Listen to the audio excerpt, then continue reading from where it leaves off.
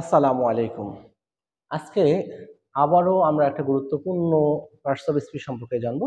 তো আজকের parts of speech হচ্ছে ভার্ব। তো এটি সকল পার্টস অফ স্পিচের মধ্যে সবচেয়ে গুরুত্বপূর্ণ পার্টস অফ স্পিচ। এটিকে এত গুরুত্বপূর্ণ বলার পেছনে কারণ হচ্ছে ভার্ব এমন একটি শব্দ যেই শব্দটি ছাড়া কখনো আমরা কোনো বাক্য গঠন করতে পারি না। এমনকি শুধুমাত্র একটি ভার্ব দিয়েও আমরা একটা বাক্য তৈরি করতে পারি। তাই ভার্বকে বলা হয় মাদার অফ এ সেন্টেন্স। আমরা একটা ডেফিনিশন দেখে আসি যে ভার্ব কাকে বলছে। যে ওয়ার্ড দ্বারা কোনো কাজ করা বোঝায় তাকে আমরা ভার্ব বলি। আর ভার্বকে মাদার অফ এ সেন্টেন্স বলা হয়। যে কারণে বললাম যে ভার্ব ছাড়া যেহেতু বাক্য গঠনই করা যায় না, তাই একে বলা হয় mother of a sentence. Verb ছাড়া বাক্য গঠন অসম্ভব। ভার্ব যতগুলা ভার্ব আছে সবগুলা ভার্বকে প্রধানত দুটি ভাগে ভাগ করা হয়। একটা হচ্ছে কি ফাইনাইট ভার্ব। ফাইনাইট ভার্ব কি? সমাপিকা ক্রিয়া। সমাপিকা ক্রিয়া কি? যে ভার্ব তার কর্তাকে সাথে নিয়ে কোনো ভাব বা অর্থ প্রকাশ করতে পারে। যদি কোনো ক্রিয়া তার কর্তাকে সাথে নিয়ে যে কোনো একটি অর্থ বা ভাব প্রকাশ করতে পারে তাহলে সেটিকে আমরা বলছি ফাইনাইট ভার্ব। এখানে অনেকে আবার সমাপিকাকে সমাপ্তের সাথে গুলায় ফেলে। আসলে সমাপিকার সমাপ্তের সাথে কোনো সম্পর্কই নেই। আমরা কিছু বাক্য লিখেছি বাংলাতে, সে খায়, এটি দ্বারা একটা ভাব প্রকাশ হয়, যদিও বাক্যটি অসম্পূর্ণ, তারপরে একটি ভাব প্রকাশ হচ্ছে, তাই এটি একটা সমাপিকা ক্রিয়া। তুমি খেলো, এটিও একটি সমাপিকা ক্রিয়া। আমি পড়ি ইত্যাদি। এবং he eats, you play, I read, এগুলি সবগুলি হচ্ছে সমাপিকা ক্রিয়ার উদাহরণ। তাহলে অসমাপিকা ক্রিয়া কি? আরেকটি ভার্ব হচ্ছে নন ফাইনাইট ভার্ব, যেটাকে আমরা বলছি অসমাপিকা ক্রিয়া। অসমাপিকা ক্রিয়া কি? যে ক্রিয়া তার কর্তাকে সাথে নিয়ে কোনো ভাব প্রকাশ করতে পারে না। ভাব প্রকাশ করতে গেলে তাকে অন্য আরেকটা ক্রিয়ার সাহায্য নিতে হয়, অর্থাৎ একটি সমাপিকা ক্রিয়ার সাহায্য নিতে হয়। যেমন এখানে আমি একটি উদাহরণ লিখেছি, সে খেলতে চায়। আমরা যদি চায় ক্রিয়াটাকে সরাই ফেলি, সে খেতে, সে খেতে, সে খেতে বললে কোনো ধরনের ভাব বা অর্থ প্রকাশ পায় না। তুমি খেলতে, এখানেও কোনো ধরনের ভাব বা অর্থ প্রকাশ করে না। আমি পড়তে, চাই ক্রিয়াটাকে যদি আমরা না নিয়ে আসি তাহলে পড়তেও তো একটা ক্রিয়া। এই ক্রিয়াগুলি তার কর্তাকে সাথে নিয়ে কোনো ভাব প্রকাশ করতে পারে না। তো যে ক্রিয়া তার কর্তাকে সাথে নিয়ে কোনো ভাব প্রকাশ করতে পারে না, ভাব প্রকাশ করার জন্য আরেকটি ক্রিয়া অর্থাৎ আরেকটি সমাপিকা ক্রিয়ার প্রয়োজন হয়, তাকে আমরা বলছি নন ফাইনাইট ভার্ব বা অসমাপিকা ক্রিয়া। এবং এখানে উদাহরণে আমরা লিখছি হি ওয়ান্টস টু ইট, সে খেতে চায়। এখানে টু ইট ওয়ান্টস থেকে যদি আমরা বাদ দিই তাহলে টু ইট হচ্ছে অসমাপিকা ক্রিয়া। ওকে, এখন আবার আমরা জানবো যে এই যে ফাইনাইট ভার্ব, এই যে ফাইনাইট ভার্ব গুলো আছে, এই ফাইনাইট ভার্ব গুলোকে প্রধানত দুই ভাগে ভাগ করা হয়। একটি হচ্ছে প্রিন্সিপাল বা মেইন ভার্ব, যেটাকে আমরা মেইন ভার্ব বলছি, ওকে আবার আমরা প্রিন্সিপাল ভার্বও বলছি। তো মেইন বা প্রিন্সিপাল ভার্ব কি, এখানে একটা ডেফিনেশন যুক্ত করা হয়েছে যে মূল বা প্রধান বা মেইন ভার্ব বা প্রিন্সিপাল ভার্ব হলো সেই ভার্ব যা বাক্যে আসল কাজ অর্থাৎ মূল অর্থ বা ক্রিয়া বোঝায়। এরা সরাসরি কোনো কাজ, অবস্থা বা ভাব প্রকাশ করে। এরা বাক্যের মূল মিনিং বহন করে এবং অনেক সময় নিজেরা একাই বাক্য গঠন করতে পারে। আমি মূল ক্রিয়া বলছি না, যে মূল ক্রিয়া কখনো কখনো একাই বাক্য গঠন করতে পারবে। আমরা উদাহরণস্বরূপ লিখছি হি ইটস রাইস, এখানে ইটস হচ্ছে আমাদের মেইন ভার্ব। ওকে, আবার বলছি সহজভাবে বললে বাক্যের যেই ভার্বের অর্থ প্রধান, পুরো বাক্যটার মধ্যে যে ভার্বটার অর্থই প্রধান তাকে আমরা বলছি মেইন ভার্ব। আবার এই ভার্ব গুলাকে দুই ভাগে ভাগ করা হয়। কি কি? একটি হচ্ছে transitive verb. Transitive verb, transitive শব্দের অর্থ হচ্ছে সকর্ম।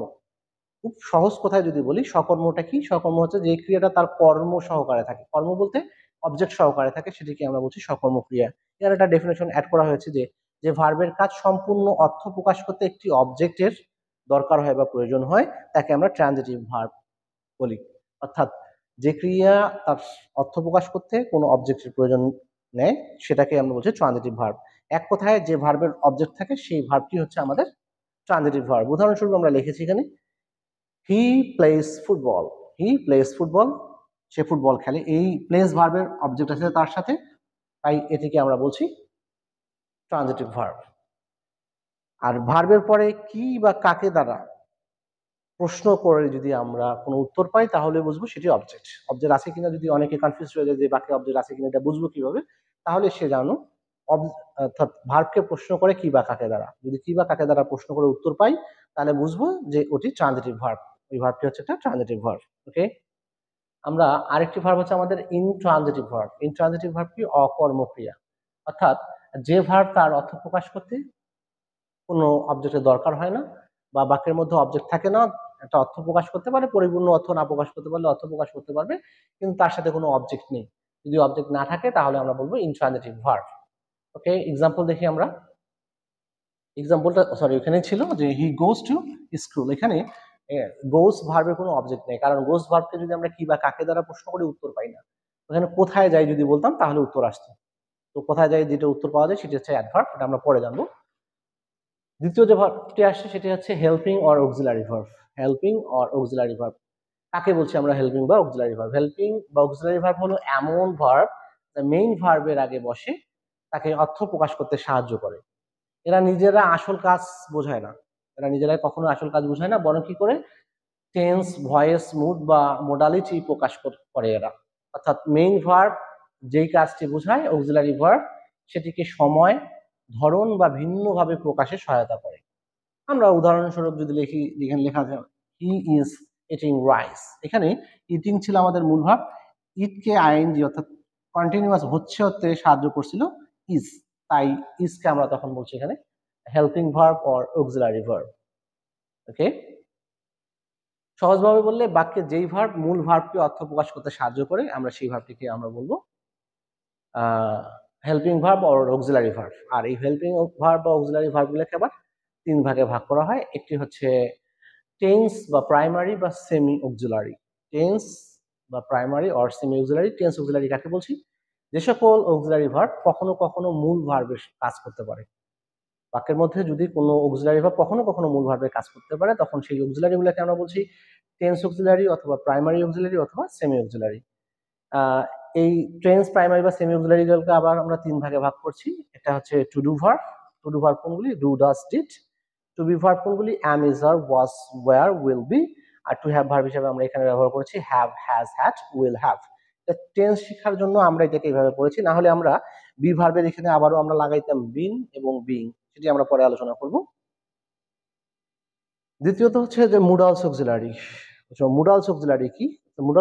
মুডালস অক্সিলারি হলো এমন ধরনের হেল্পিং ভার্ব, এমন এক ধরনের সাহায্যকারী ভার্ব যেগুলো মেইন ভার্বের আগে বসে সেই কাজটির সম্ভাবনা, অনুমতি, ইচ্ছা, প্রয়োজন, বাধ্যবাধকতা, পরামর্শ ইত্যাদি বোঝাবে। মুডালস ভার্ব গুলো কখনোই একা একা ব্যবহৃত হয় না, এগুলোর পরে সবসময় মেইন ভার্ব যেটা আসবে সেই মেইন ভার্বের বেস ফর্ম বসে।